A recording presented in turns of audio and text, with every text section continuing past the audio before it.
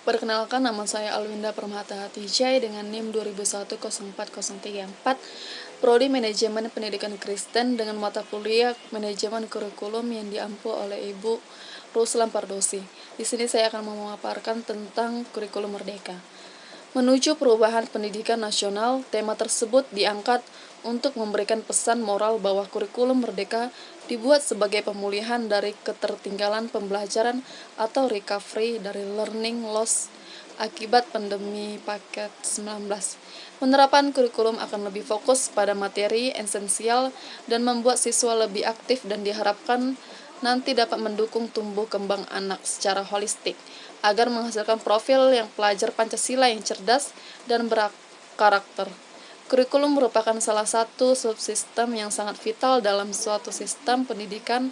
Hal ini karena kurikulum merupakan petunjuk arah dalam proses pembelajaran untuk mencapai tujuan pendidikan nasional, sehingga kurikulum harus dipahami secara komprehensif, menyeluruh, dan detail oleh pelaksana di setiap satuan pendidikan. Kurikulum ini merupakan suatu hal yang dinamis karena secara konteks yang konten harus mengalami perubahan-perubahan ini sesuai dengan perkembangan zaman, termasuk perkembangan peradaban manusia pada bidang ilmu pengetahuan dan teknologi. Maka dari itu, kalau kita melihat kurikulum di Indonesia, ada berapa kali merangka dilaksanakan perubahan-perubahan dan penyempurnaan sampai saat sekarang ini.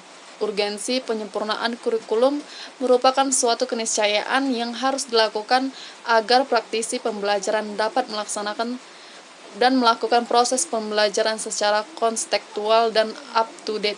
Sebagai pendidik, kita harus menyesuaikan diri dengan perubahan dan perkembangan pendidikan. Sebagai contoh nyata bahwa saat ini proses pembelajaran menuntut kita untuk memiliki literasi teknologi pembelajaran mutlak harus dimiliki setiap pendidik. Pembelajaran saat ini merupakan pemenuhan untuk guru agar melaksanakan perubahan pola pikir mindset untuk melaksanakan pembelajaran berbasis digital. Hal ini merupakan keniscayaan bagi setiap insan pendidik dalam usaha melaksanakan pembelajaran sepanjang hayat atau long life education. Pendidikan tidak boleh terhenti dalam keadaan bagaimanapun karena pendidikan dapat dilakukan tanpa batas ruang dan waktu. Kita terus meningkatkan pemahaman pembelajaran berbasis digital yang merupakan salah satu sistem pembelajaran terkini dan mampu mengembangkan diri sebagai dengan kompetensi yang harus dimiliki meliputi kompetensi pedagogik, profesional, kepribadian, sosial. Guru memiliki tugas mulia dalam membentuk karakter, kecerdasan, pola berpikir, dan bertindak sebagai peserta didik. Sebagai generasi penerus, pembentukan tumbuh kembang peserta didik sangat dipengaruhi oleh tidak berlebihan setelah terpilih. Mungkin ada harapan agar dengan pemahaman tentang kurikulum merdeka, para guru dapat menjadi contoh dan panutan yang lebih baik bagi peserta didik dalam keseharian, yang pada akhirnya nanti dapat menjadikan semua anak bangsa yang kita didik menjadi insan dalam kecerdasan, ilmu, pengetahuan, dan spiritual keseimbangan. Untuk menjadi individu yang sukses di masa mendatang, kita mengajak setiap insan terus meningkatkan kompetensi dan profesionalitas dalam menjalankan tugas dan tanggung jawab kita sebagai dengan tugas dan fungsi kita masing-masing dengan jargon merdeka, belahan mengajar dan merdeka belajar dalam bingkai kurikulum merdeka, mengimplementasikan kurikulum 2013 dan itu dijalankan secara penuh. Tetapi di awal-awal pandemi, Kemendikbud-Ristek memberikan alternatif kepada sekolah untuk bisa mengajarkan materi-materi ataupun kompetensi esensial, materi esensial kepada para peserta didik, dan itu kita sebut dengan kurikulum darurat, yaitu kurikulum 2013 yang telah dicegah anakan dari hasil implementasi kurikulum darurat. Inilah justru kita mendapatkan bahwa sekolah-sekolah yang menjalankan kurikulum darurat itu running luasnya itu relatif lebih sedikit dibanding sekolah-sekolah yang begitu konsisten dan berupaya untuk menerapkan kurikulum 2013.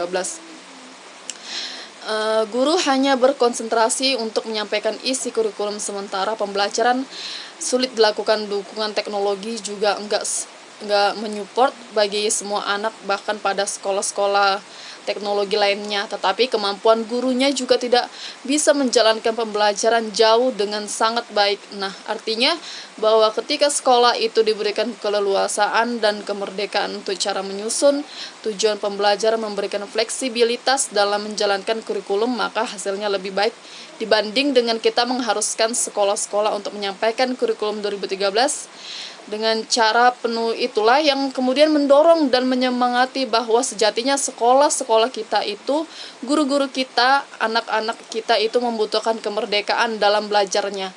Maka dengan sangat percaya diri Kemendikbud sudah menyiapkan segala sesuatunya dengan sangat pandai dan sangat detail, dan memilih pilihannya pada bulan Februari nanti luncuran kurikulum merdeka. Tetapi yang menjadi perbedaan dari kebijakan ini dilakukan adalah adanya kebebasan sekolah untuk memutuskan akan menggunakan kurikulum yang mana. Sekolah boleh tetap dengan kurikulum 2013 secara penuh karena memang sudah terbiasa dan yakin bahwa itu bisa dijalankan secara optimal.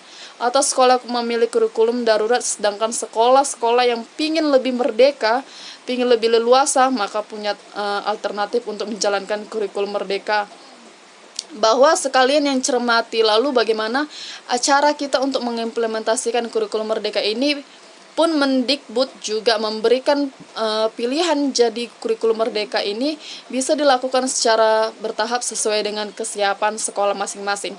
Tetapi yang jelas pada tahun ajaran 2022 Kemendikbud sudah memulai untuk melaksanakan kurikulum merdeka ini. Sekolah penggerak data terakhirnya karena ada berbagai macam kondisi lapangan itu sebanyak 2.492 menjalankan program ini yang kita sebut dengan program sekolah penggerak. Kurikulum merdeka yang kita sebut dengan SMK Pusat Keunggulan enggak kurang belum ini diimplementasikan dari mulai jenjang taman kanak-kanak, yaitu di level TK, SD, SMP, SMA. Berarti tetap akan menjalankan, dan kemudian kelasnya berarti yang dari kelas 1 menjadi kelas 2, yang kelas 4 menjadi kelas 5, dan begitu seterusnya. Sudah mengimplementasikan kurikulum merdeka, telah di-launchingnya kurikulum merdeka ini, maka dan sekolah juga diberikan alternatif untuk menjalankan kurikulum merdeka ini dengan memperhatikan kondisi sekolah masing-masing. Nah, alternatifnya seperti apa? Jadi sekolah itu bisa menerapkan beberapa bagian dan prinsip berguru merdeka. Jadi tanpa mengganti kurikulum, satu pilihan sedang diterapkan. Jadi kalau sekarang masih menggunakan kurikulum 2013 atau bergulung darurat, ya nggak apa-apa untuk menjalankan kurikulum merdeka itu, untuk mengambil poin-poin sebagian yang itu bisa dijalankan oleh pihak sekolah. Jadi kurikulum merdeka itu benar-benar memberikan keleluasaan yang pada sekolah untuk menjalankan, memilih dan menjalankan dan menerapkan kurikulum merdeka dengan menggunakan perangkat ajar yang sudah disediakan. Jadi yang disebut Ristek sudah menyiapkan yang berbagai macam perangkat, yang mulai dari video pembelajaran, media pembelajaran, microlearning, buku, teks, dan sebagainya. Lalu yang ketiga, menerapkan kurikulum merdeka dengan mengembangkan sendiri berbagai perangkat ajar itu. Juga diistilahkannya, mungkin sekolah-sekolah itu sudah memiliki guru yang berkualitas, sudah punya pengalaman untuk mengembangkan kurikulum sendiri. Maka kebijakan kurikulum merdeka juga membolehkan hal itu untuk dilakukan. Tentu kita bertanya-tanya, apa sih keunggulan daripada kita menjalankan kurikulum merdeka? Melihat bahwa kita jalani secara serius, secara bersungguh-sungguh, maka sesungguhnya ada 3 hal yang menjadi karakteristik unggul dari kurikulum merdeka. Yang pertama adalah lebih sederhana dan mendalam, karena fokus daripada materi yang diberikan dalam kurikulum merdeka ini adalah materi-materi esensial dan pengembangan kompetensi peserta didik yang disesuaikan dengan peserta didik. Jadi belajar tidak mesti belajar harus semuanya diberikan itu, tetapi pilih mana yang bisa memberikan manfaat dan sesuai dengan karakteristik anaknya, sehingga kemudian belajar bisa menjadi lebih mendalam, bermakna, dan tidak terburu-buru dan menyenangkan. Yang guru tidak hanya berorientasi pada habisnya atau penuntasan materi yang disampaikan, tetapi sedikit yang bisa diterapkan. Tidak seperti itu, tapi justru anak-anak akan dibawa pada situasi belajar yang mereka merasa bahwa ini ada manfaatnya. Mereka merasa bahwa ini sesuai dengan kebutuhannya, dan maka disitulah lalu pembelajaran bisa berjalan dengan lebih mendalam dan menyenangkan. Yang pertama yang pertama, dan yang kedua, kalau kita lihat Merdeka, kurikulum Merdeka atau kebijakan Merdeka Belajar ini maka seluruhnya mengandung dua makna merdeka. Yang satu adalah merdeka bagi guru untuk mengajar dan merdeka bagi anak-anak untuk ajar, sehingga ketika kita bicara tentang kebebasan, kebahagiaan perlunya penyesuaian dengan kearifan lokal, perlunya penekanan atau penajaman pada pengembangan kompetensi anak yang esensial, bakat yang terpendam dan sebagainya. Maka implementasi kurikulum merdeka ini menjadikan bahwa guru, anak, dan sekolah itu menjadi lebih merdeka. Bagi peserta didik tidak ada program peminatan di SMA, sehingga dia bisa memilih mata pelajaran